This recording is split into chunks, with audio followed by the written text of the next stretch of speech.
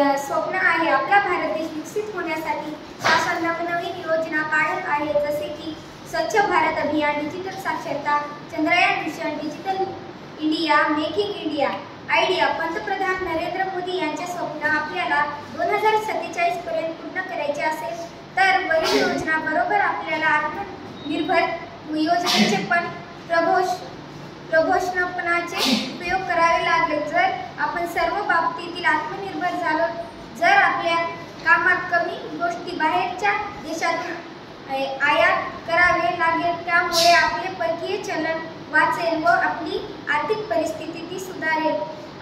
आता सर्व वरील गोष्टीसाठी आमच्यासाठी म्हणजेच विद्यार्थ्यांसाठी बरेच प्रयोग करावे लागणार आहेत, जसे सध्या आपल्या शिक्षण व्यवस्थेवर जास्त लक्ष द्यावे लागेल। आपली शिक्षण व्यवस्था नोकरी भेटणारी न बनवता दुसऱ्या 10 लोकांना नोकरी देऊ शकणारी बनवेल।